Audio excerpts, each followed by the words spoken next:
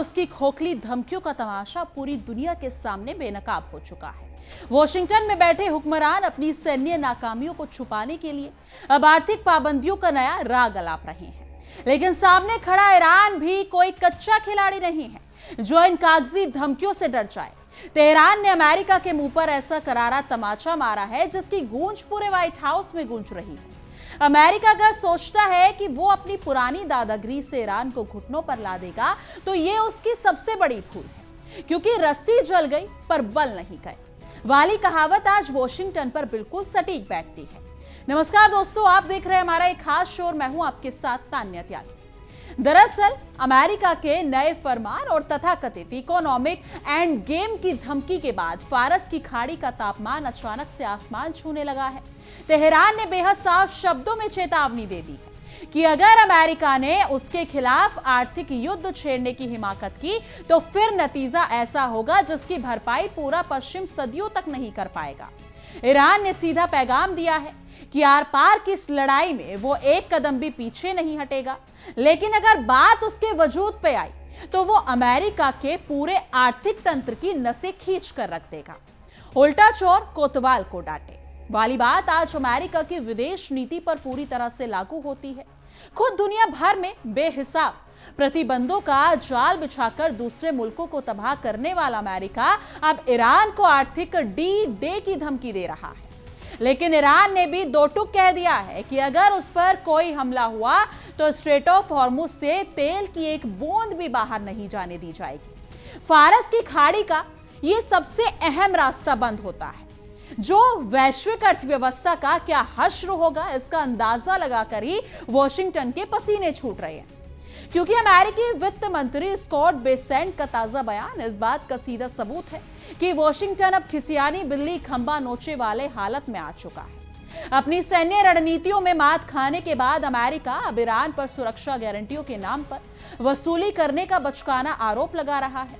America कह रहा है कि वो ईरान के खिलाफ अपने अभियान के अंतिम चरण में प्रवेश कर रहा है, लेकिन ईरान का एक कड़ा रुख साफ दिखाता है कि वो अमेरिका के इस तथाकथित फाइनेंशियल अटैक को अपने जूते की नोक पर रखता है। अमेरिका के डोनाल्ड ट्रंप प्रशासन द्वारा ईरान के खिलाफ जो नया आर्थिक हमला तैयार किया जा रहा है उसे तेहरान सिर्फ एक फुसफुसाती धमकी मान रहा है। स्कॉट बेसेंट, जिसे इकोनॉमिक डी-डे बताकर अपनी पीठ थपथपा रहे हैं, ईरान की नजर में वो केवल अमेरिका की हताशा का प्रतीक है। अमेरिकी प्रशासन शायद ये भूल रहा है कि उसने जिस देश को घेरने का जाल बुना है वो पिछले 2 दशकों से इन पाबंदियों की भट्टी में तपकर और ज्यादा मजबूत हो चुका है। स्कॉट बेसेंट का दावा है कि अमेरिका ईरानी सरकार का समर्थन करने वाले सभी वित्तीय चैनलों को पूरी तरह से बंद करने के लिए अपनी पूरी ताकत लगा देगा। उनका कहना है कि ये दुश्मन के खिलाफ इतिहास का सबसे बड़ा वित्तीय हमला होगा, लेकिन अमेरिका का ये अंतिम पैतरा उसकी उस पुरानी फितरत को दर्शाता है जहां वो अपनी सैन्य कमजोरी को छिपाने के लिए हमेशा आर्थिक धमकियों की आड़ लेता है। इस गीदड़ भभकी का जवाब देते हुए ईरान की सुप्रीम नेशनल सिक्योरिटी काउंसिल के सिक्योरिटी मोहसिन रेजाई ने अमेरिकी मंसूबों पर पूरी तरह से पानी फेर दिया है। उन्होंने बेहद सख्त लहजे में कहा कि अगर अमेरिका ने इस आर्थिक जंग की आग में घी डालने का काम किया तो तेल का एक्सपोर्ट पूरी तरह से ठप कर दिया जाएगा। ना तो हॉर्मुज स्ट्रेट से तेल निकलेगा, ना फारस की खाड़ी से, और ना ही दुनिया के किसी बाकी कोने से ईरानी तेल का एक भी कतरा बाहर जाने दिया जाएगा। लेकिन मोहसिन रेजाई ने केवल अमेरिका को ही चेतावनी नहीं दी बल्कि उसके पिच्छू लघु देशों को भी करारा पैगाम भेजा है। उन्होंने साफ कर दिया कि जो भी देश अमेरिका के इस आर्थिक अभियान में मोहरा बनेंगे या वॉशिंगटन का साथ देगा, ईरान उसे सीधा अपने खिलाफ युद्ध की कार्रवाई मानेगा।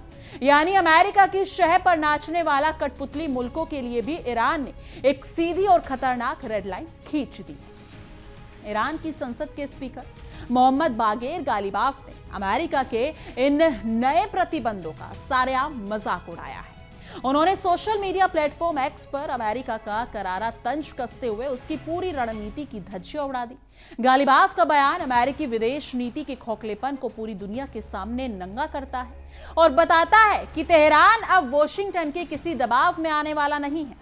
मोहम्मद बागेर गालिबाफ ने अमेरिका को आईना दिखाते हुए लिखा कि वॉशिंगटन का ये नया आर्थिक हथियार दरअसल एक बूमरैंग की तरह साबित होगा, यानी एक ऐसा हथियार है जिसे अमेरिका फेंक तो ईरान की तरह रहा है, लेकिन ये हवा में घूमकर वापस जाकर उसी के मुंह पर करारा प्रहार करेगा।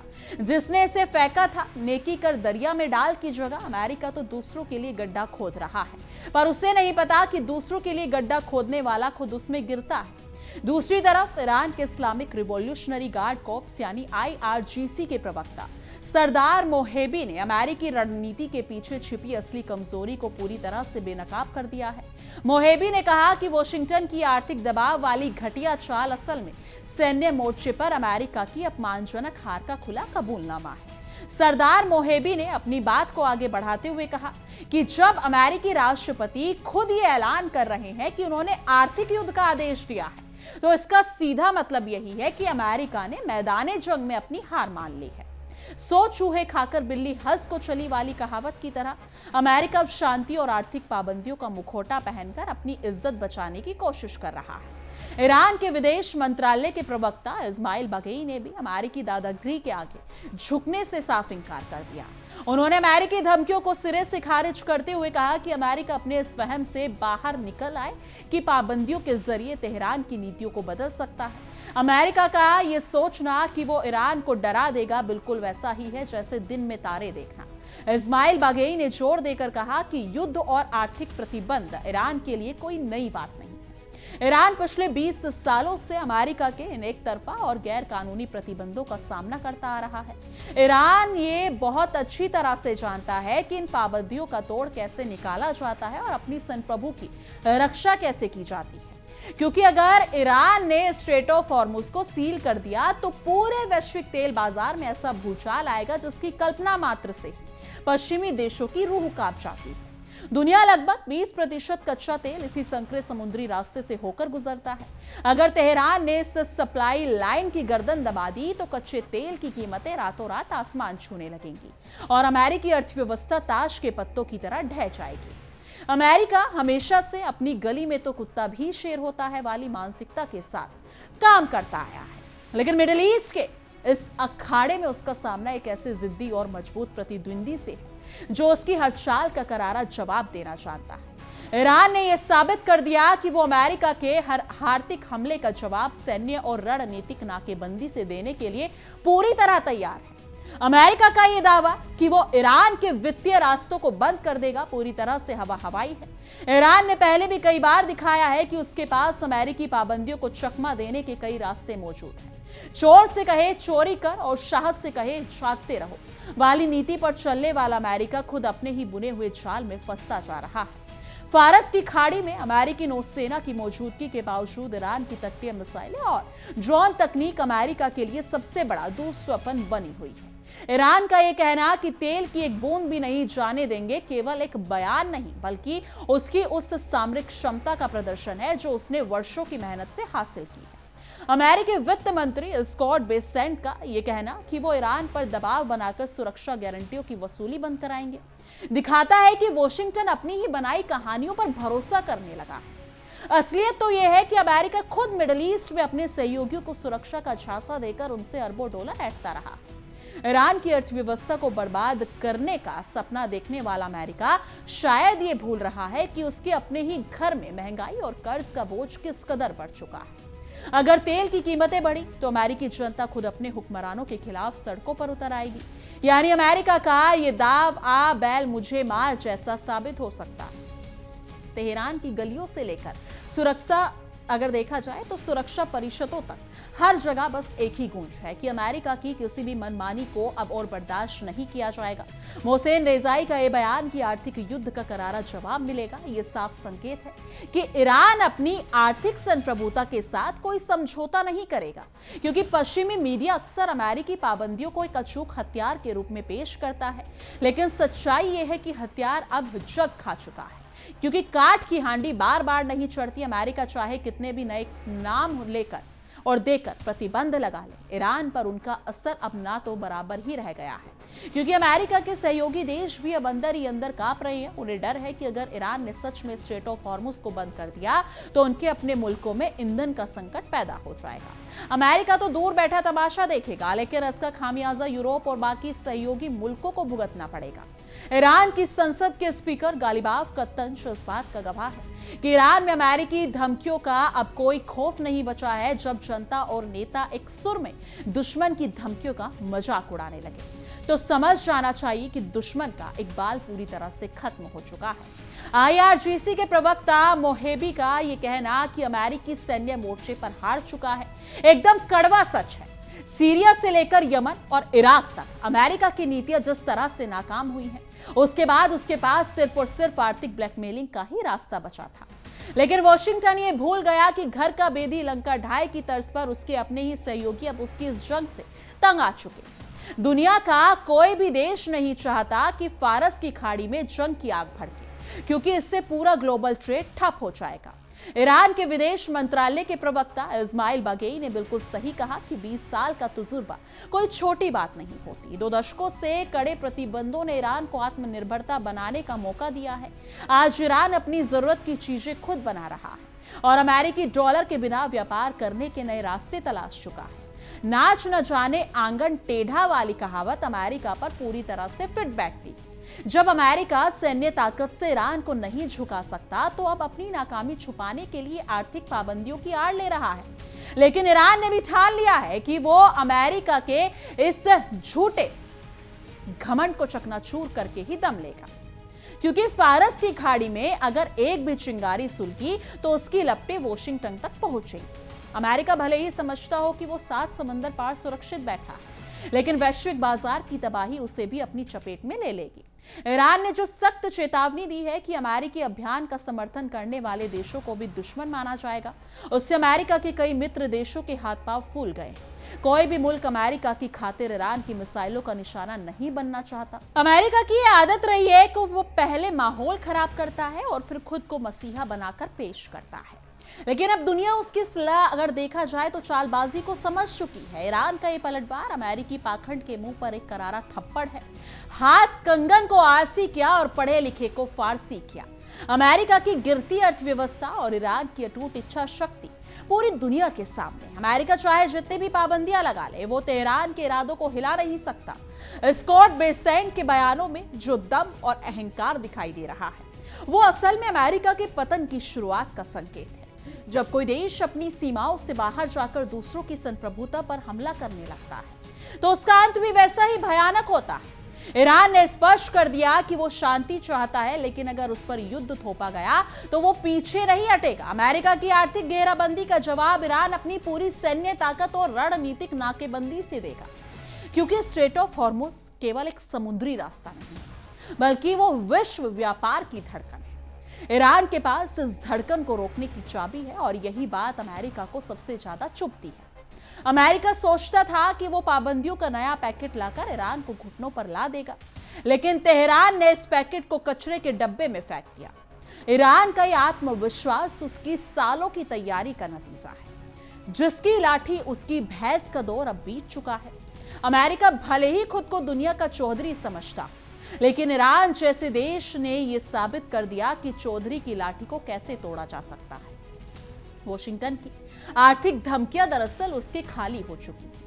तरकश का आखिरी तीर है। जब ये तीर भी खाली चला जाएगा तो अमेरिका के पास मुंह छिपाने की जगह भी नहीं बचेगी। ईरान के नेताओं का ये एकजुट रुख दिखाता है कि देश के अंदर चाहे जितने भी मतभेद हो, लेकिन जब बात विदेशी आक्रमण या पाबंदियों की आती है तो पूरा देश एक दीवार बनकर खड़ा हो जाता है।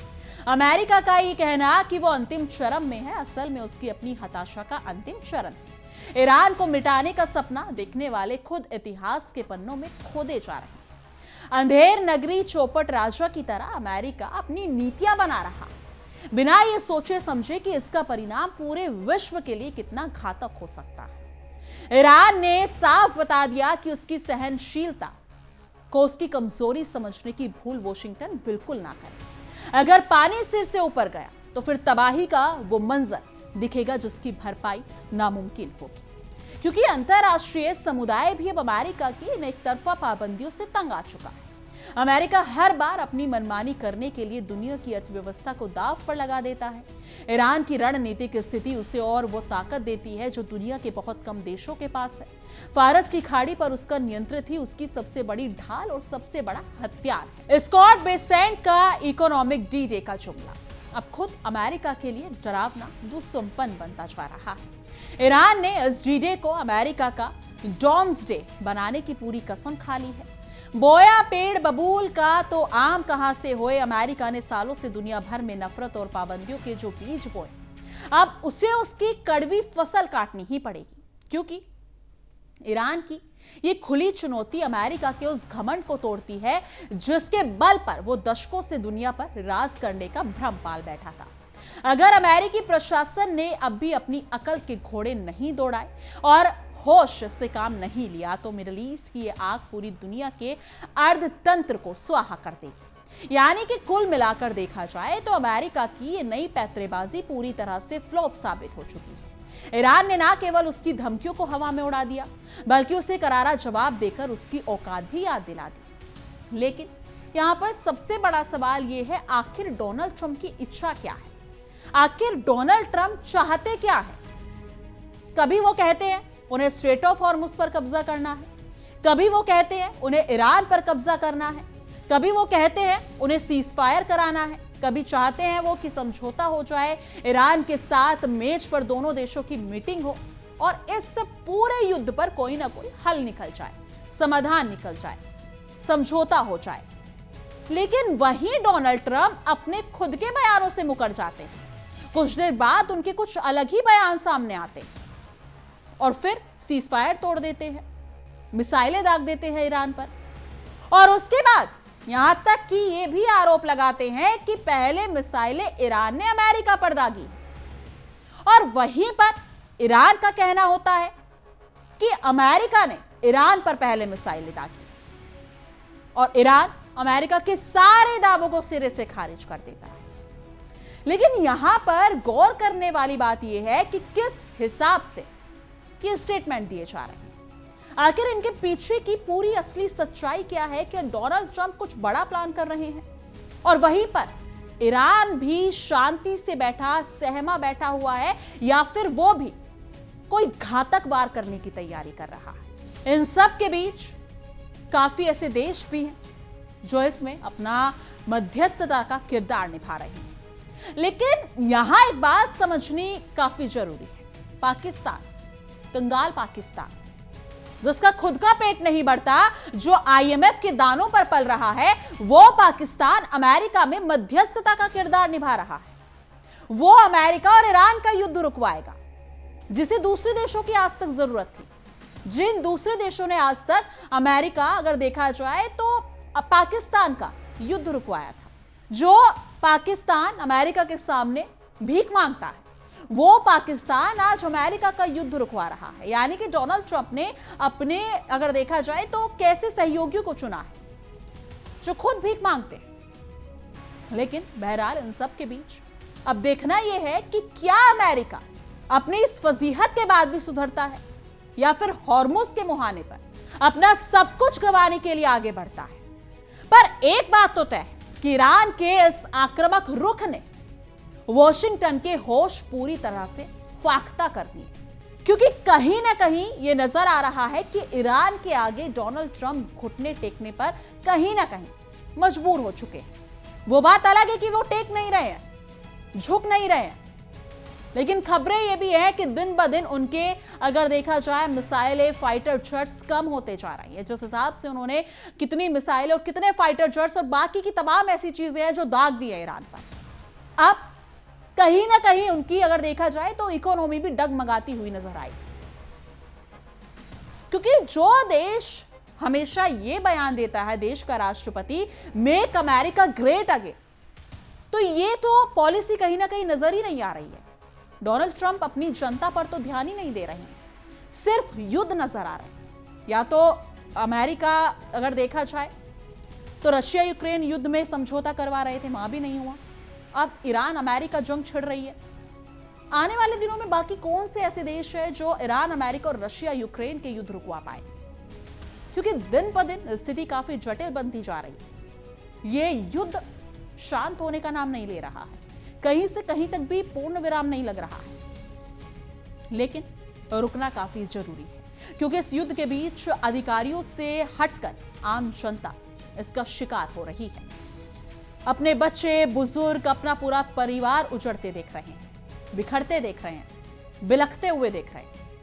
लेकिन इस मुद्दे पर आपको क्या लगता है? क्या ये युद्ध ऐसे ही चलता रहेगा या इस पर कहीं जाकर पूर्ण विराम लगेगा? कमेंट सेक्शन में अपनी राय जरूर साझा कीजिएगा। बाकी देश और दुनिया की तमाम बड़ी खबरों के लिए देखते रहिए इंडिया डेली 24/7 और हमारा एक खास शो। देखिए इंडिया डेली 24/7 अब आपके स्मार्ट टीवी पर। इंडिया डेली मौजूद है सभी डिजिटल प्लेटफॉर्म पर लाइव और लगातार। इंडिया डेली 24/7 हर दिन राष्ट्र को समर्पित।